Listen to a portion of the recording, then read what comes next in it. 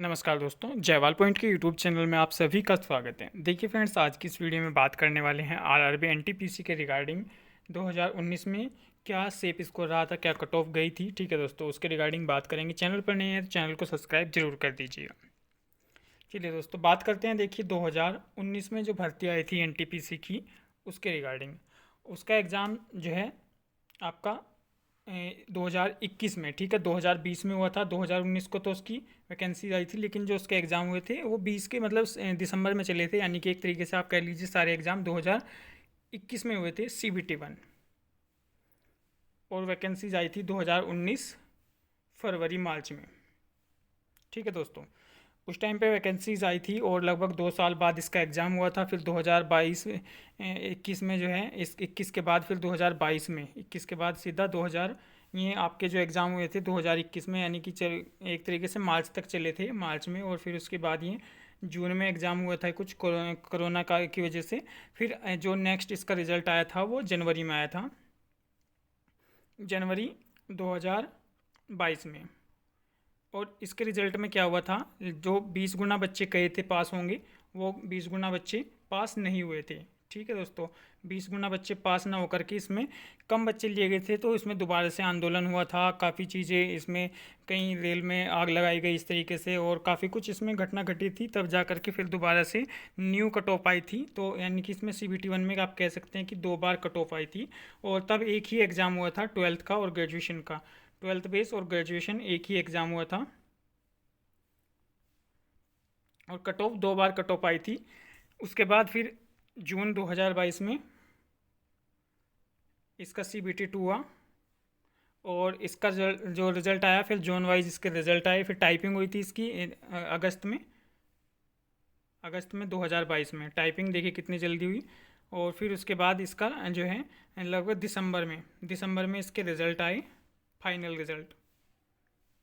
तो ये फिर 2023 में भी आए कुछ के। तो 2019 से लगा करके 2023 तक ये भर्ती चली थी, 2019 से लगा करके 2023 तक उस टाइम पर। अब देखिए इस बार कितनी क्या कैसे चलती हैं भर्तियाँ। इस बार उम्मीद है कि 1-2 साल के अंदर कंप्लीट हो जाएंगी, अगले साल तक चांस हैं। वैसे 100% नहीं कह सकते, लेकिन CBT 1 में इस बार इतना टाइम नहीं लगेगा। उस टाइम पर एक तो कोरोना बीच में आ गया था, कुछ ये भी चीज़ें थी, और कुछ भी रेलवे की तरफ से कोई ज़्यादा रिस्पॉन्स नहीं था। तो अब काफ़ी एग्ज़ाम्स भी हैं। ठीक है, तो देखिए एक सेफ स्कोर जो PWD हैंडीकैप कैटेगरी की बात करें हम, क्या कह रहा, किस जोन का क्या रहा था। तो जो HH कैटेगरी और MD कैटेगरी है, इनका सभी जोन में 20-30 नंबर पर CBT 1 क्लियर था। 20-30 नंबर पर सभी जोन में लगभग क्लियर था इनका। और नॉर्मलाइजेशन मिला था इसमें CBT 1 में, काफ़ी अच्छा नॉर्मलाइजेशन मिला था। कहीं को 10 नंबर, 15 नंबर, किसी को 5 नंबर, 15 नंबर तक का नॉर्मलाइजेशन मिला था इसमें। 10 नंबर का काफ़ी लोगों को नॉर्मलाइजेशन मिला था। ठीक है दोस्तों, तो यानी कि अगर किसी के 15 नंबर भी होंगे, नॉर्मलाइजेशन मिला होगा, तो भी हो सकता है उसका CBT 1 तो क्लियर हो चुका हो। और दूसरा VI की बात करें तो VI में भी cut off zone to zone depend कर रही थी। कहीं 28 नंबर थी, कहीं 30 नंबर थी, कहीं 35 नंबर, कहीं 40 नंबर। तो इसी तरीके से। और LD कैटेगरी की जो कट ऑफ थी मैक्सिमम, वो 70 नंबर तक थी, और ये 100 में से थी CBT 1 में। और सबसे ज़्यादा कट ऑफ जो थी इलाहाबाद की थी, इलाहाबाद यानी कि प्रयागराज की थी। और कट ऑफ कम भी थी, 30-30 नंबर भी कट ऑफ थी OH कैटेगरी में भी। ठीक है दोस्तों, वो जोन के ऊपर डिपेंड कर रहा था। यहाँ कट ऑफ 70+ थी। और VI की भी लगभग काफ़ी हाई कट ऑफ थी, यानी कि ये हाई जोन में था और काफ़ी अच्छी कट ऑफ रही थी इसकी। दूसरी नंबर पर जो कट ऑफ रही थी वो बेंगलोर जोन की रही थी। बेंगलोर जोन क्यों रही थी उस टाइम पर, ये साउथ का जोन है, देखिए फिर भी कट ऑफ क्यों हाई रही थी, क्योंकि वैकेंसीज ज़्यादा थी। और वैकेंसीज किस चीज़ की ज़्यादा थी, एक्चुअली में वहाँ स्टेशन मास्टर की वैकेंसी ज़्यादा थी दोस्तों। और आप जब भी कोई भर्ती देखेंगे जिसमें कि अगर PWD किसी तरीके का कोई एग्जामेशन ना लें, अगर PWD मान लीजिए CBT 1 में तो किसी तरीके का कोई एग्जामेशन नहीं लेगा, ना टाइपिंग का लेगा, ना ही कोई फिजिकल वगैरह होगा, ना कुछ होगा। तो उसमें क्या होता है, उस केस में PWD को जो हाईएस्ट नंबर लेकर के आते हैं उनको जनरल कैटेगरी में इंक्लूड कर लिया जाता है। जबकि स्टेशन मास्टर में तो जनरल कैटेगरी में थे ही नहीं, उनकी तो वैकेंसी ही नहीं है, वो तो अवेलेबल ही नहीं है।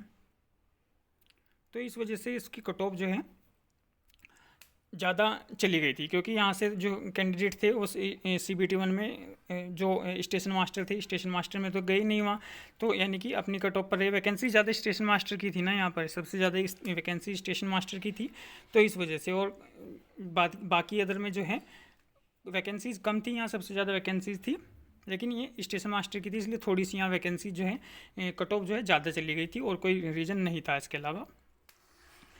तीसरी जो कट ऑफ थी वो लगभग आपकी तीसरी जो मैक्सिमम कट ऑफ थी चंडीगढ़ की। चंडीगढ़ की जो बेंगलोर जोन था, बेंगलोर जोन की कट ऑफ जो रही थी, मैं पहली कट ऑफ बता रहा हूँ। मैं न्यू कट ऑफ जो आई थी वो तो बहुत कम होकर के आई थी, वो तो 15-15 नंबर कम होकर के आई थी। ये कट ऑफ थी लगभग 60 से 64 नंबर, ठीक है। और जो VI कैंडिडेट हैं उनकी 50-55 के आसपास थी। और जो आपके अदर कैटेगरीज हैं उनकी 30 नंबर, 20-30 नंबर थी HHMD कैटेगरी की। इसके अलावा चंडीगढ़ की थी, चंडीगढ़ की कट ऑफ भी उस टाइम पर काफ़ी अच्छी थी, 60 के आसपास थी, 55-60 नंबर के आसपास कट ऑफ गई थी। और जो कम कट ऑफ गई थी चेन्नई, चेन्नई की पहली कट ऑफ भी 43 के नंबर के आसपास थी, यानी कि जिनके 30 नंबर आए होंगे नॉर्मलाइजेशन मिल करके, इस तरीके से। दूसरी कट ऑफ आई थी फिर तो ये और भी कम चली गई थी, 30 के आसपास चली गई थी। जम्मू की कट ऑफ कम थी, यहाँ भी लगभग 40 नंबर इनकी थी, और 25 नंबर के आसपास VI की थी। और ये 20 के आसपास, क्योंकि 20 से कम तो कट ऑफ नहीं रहेगी, 20 मिनिमम, ठीक है। जो क्वालिफाइड मार्क्स हैं तो वो HH और MD उन्हीं पर जो है, जो भी क्वालिफाइंग नेचर है उन पर पास हो रहे थे। उसके अलावा गुवाहाटी थी,